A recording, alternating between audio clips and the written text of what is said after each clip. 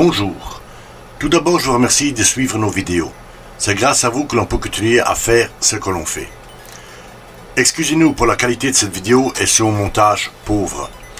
Au moment de tourner celle-ci, nous sommes encore en plein confinement et donc on a utilisé les quelques photos prises au moment de la réalisation de cette transformation pour vous en faire une vidéo. Mais bon, j'espère que ça suffira pour vous montrer comment faire et comment procéder. Oui, bonjour à vous tous et toutes. Oui, tout aussi. Parce qu'on a eu pas mal de retours venant de la gente féminine qui suivaient nos tutos et plus particulièrement les vidéos home tuning. Donc merci mademoiselles et mesdames. Et accessoirement aussi, merci à vous messieurs. Effectivement, nos tutos ne sont pas réservés ni uniquement aux hommes, ni uniquement aux bricoleurs confirmés. Non, justement, le public visé est celui de toute personne qui veut tenter de par lui-même de faire quelque chose de ses propres mains, chose qui lui semblait hors de portée. Et pas plus tard que ce week-end, on m'a encore une fois prouvé qu'une femme est tout aussi capable qu'un homme si on la laisse faire. À travers ces vidéos, on tente de vous guider pas à pas pour que vous puissiez réussir.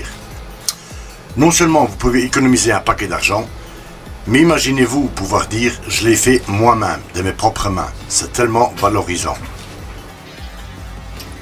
Et aujourd'hui, on va vous parler de personnaliser une peinture de voiture. Oui, on a eu un tas de questions concernant notre vidéo sur la peinture auto. Je vous renvoie ici pour la vidéo. Et il vous suffit de lire les commentaires pour vous rendre compte que c'est un sujet qui intéresse pas mal de monde. Donc, disons que voici la suite de la peinture automobile. Peinture auto 2, le retour. On vous montre ici une façon simple à mettre en œuvre pour que votre peinture auto sorte du lot. Pour que vous puissiez faire une peinture unique. Bon, passons à la pratique alors. Votre voiture doit être poncée et préparée. C'est-à-dire que vous poncez jusqu'à ce que votre peinture existante soit mate, ceci dans le cas où vous couvrez avec une teinte identique ou très similaire, soit que vous ayez éliminé la vieille peinture, laissant apparaître la couche de fond. Ceci dans le cas où vous changeriez de teinte. Bien sûr, vous ferez les réparations nécessaires pour faire disparaître bosse et cou. Le mastic vous sera d'un grand recours pour cette étape. On verra pour faire une vidéo spéciale réparation cou et bosse. N'oubliez pas de nettoyer la carrosserie avec des dégraissants entre chaque étape, très important. Une fois ces étapes réalisées, mettez votre couche de fond, le primaire. Et on pose de nouveau toute la voiture, mais cette fois c'est un ponçage léger, juste pour uniformiser la couche de fond. Exact, et cette étape est primordiale si vous voulez un résultat parfait. La moindre coulure ou surcouche sera visible à travers la peinture finale. Alors prenez le temps de le faire correctement. Et on ressort le bidon dégraissant pour un nouveau nettoyage. Passez ensuite à la couche de base, c'est-à-dire une peinture claire et lumineuse dans le cas de cette vidéo. Ici on a opté pour un gris métallisé très lumineux. Et de nouveau un léger ponçage pour faire disparaître toute imperfection. Et oui, va vous en falloir du papier de verre, et en bonne quantité. Au garage, entre deux couches de peinture, on utilise du papier de verre à l'eau avec un grain de 800. Et voilà, on passe à l'étape cruciale, les autocollants. On avait parlé d'une peinture personnalisée, pas de coller des autocollants. Tu crois pas qu'il y a tromperie sur la marchandise? Non, pas du tout. Il s'agit bien d'une peinture totale. Même les décorations sont réellement peintes. Mais tout le monde n'est pas capable de peindre un dessin ou un motif à main levée sur une voiture de surcroît. Donc pour pallier à cela, on passe par une étape intermédiaire, les autocollants négatifs. Autocollants négatifs? Tu peux préciser s'il te plaît?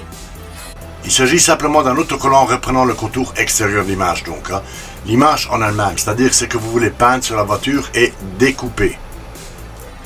Et on va les trouver où ces autocollants négatifs? Soit, si comme nous vous avez une découpeuse spéciale, vous la réalisez vous-même, soit vous vous adressez à un imprimeur qui fait des autocollants. Idéalement, vous devrez avoir cet autocollant sur un vinyle pour pochoir. C'est exactement ce qu'on a fait sur cette photo que vous voyez ici. Ce qui est en blanc sur la photo est le positif, c'est l'image finale ensemble. Les contours en brun sont les parties qui ne seront pas mises en couleur et donc c'est cela qu'on va coller sur la voiture. Comme vous le voyez, on peut aller assez loin dans le détail avec une bonne découpeuse. Là aussi, on essaiera de vous faire une vidéo détaillée pour présenter ces petites machines. Une petite parenthèse avant de continuer. Les images, vous le savez, vous ne pouvez utiliser n'importe quelle image trouvée sur Internet. Certaines images, tout comme la plupart des logos de diverses marques, sont protégées par des droits. Et vous ne pouvez utiliser ces images sans l'accord de leur propriétaire, ce qui passe toujours par la case portefeuille. Soyez très vigilant à cet aspect, et en cas de doute, faites un petit mail au propriétaire de l'image et demandez-lui son accord. Vous serez peut-être agréablement surpris de constater que les ayants droit de l'image acceptent que vous utilisez leur image gratuitement. Après tout, cela le fait de la pub aussi. Voilà pour les images. Revenons-en à notre sujet. Et je suppose que l'on colle cet autocollant sur la voiture. Bah oui. Prenez du papier cache et 1 mètre, mettez du papier cache pour vous guider lors du placement de l'autocollant. L'important lors de cette étape est d'être bien collé cet autocollant, qu'il soit bien positionné et droit, bien centré, etc. Vous l'aurez compris.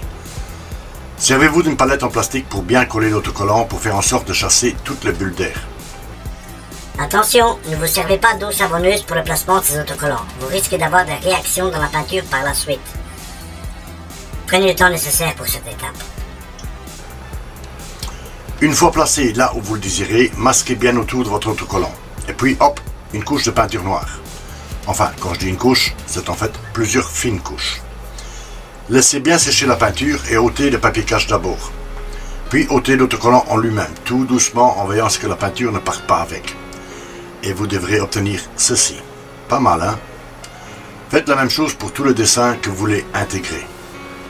Ah oui, ça donne vraiment bien. Oui, je pense aussi. Bon, une fois arrivé à ce stade, vous pouvez recouvrir la totalité de votre voiture d'une couche de vernis, de façon à emprisonner le dessin dans la couche finale, c'est-à-dire le vernis transparent. Ce qui serait déjà une bonne façon de personnaliser votre voiture. Ou alors, vous pouvez continuer la personnalisation en mettant non pas un vernis de base, mais un vernis teinté, même avec des paillettes si vous le voulez. Laissez libre cours à votre créativité. Pour cette voiture, on a décidé de teinter un vernis et de l'appliquer par-dessus le dessin. Un vernis teinté, c'est tout simplement un vernis normal, donc transparent, auquel on ajoute une toute petite quantité d'une teinte de base. La teinte de base c'est de la couleur de base, utilisée pour préparer toutes les teintes possibles et imaginables que le constructeur vous propose. Cette teinte de base va se diluer avec le vernis et lui donner sa teinte par transparence. Plus de couches vous passerez dans ce vernis teinté, plus la couleur va apparaître et va devenir opaque à la longue. Donc pour finir, va masquer vos dessins. Attention donc à ne pas surcharger le vernis, faute de quoi vous ne verrez plus vos dessins. Vous remarquerez certainement des reflets mauves à travers le vernis rouge appliqué. Ceci est dû au mélange que nous avons incorporé au vernis. Maintenant faites attention, travaillez par voile léger avec votre vernis teinté. Et surtout de manière uniforme. Si vous mettez plus de vernis à une place, vous aurez une teinte plus prononcée. Et surtout, ce sera visible à l'œil. Donc mettez le vernis de manière uniforme en couches légères partout. Plus vous passez de couches, plus le vernis deviendra opaque et donc moins vous verrez vos dessins à travers ce vernis. Comme je l'ai déjà dit, on applique plusieurs couches de ce vernis teinté en rouge avec une toute petite dose de mauve. De tout près, vous ne remarquez pas le mauve, mais avec le recul et à la lumière, il est bien visible. Il ne vous restait plus qu'un tout dernier ponçage très fin et un lustrage pour parfaire votre magnifique peinture personnalisée. Tant que vous y êtes à personnaliser cette voiture, pourquoi ne pas aussi personnaliser l'intérieur? Tout est permis, à vous de voir. On vous montre ici quelques photos de modifications esthétiques faites à l'intérieur de cette voiture. Ces photos ne sont là que pour vous montrer ce que l'on peut faire pour vous donner des idées en somme. Voilà, comme d'habitude, on espère que cette vidéo vous aura plu et surtout qu'elle pourra vous aider dans vos propres projets. Si vous voulez nous aider, nous soutenir, mettez-nous un pouce bleu, abonnez-vous et laissez une tonne de commentaires. N'oubliez pas, si vous avez une question ou une suggestion, n'hésitez pas à nous laisser un message ou un commentaire. Comme d'habitude, on répondra à tous. Voilà. Je vous remercie d'avoir suivi cette vidéo et je vous dis à la prochaine. Au revoir.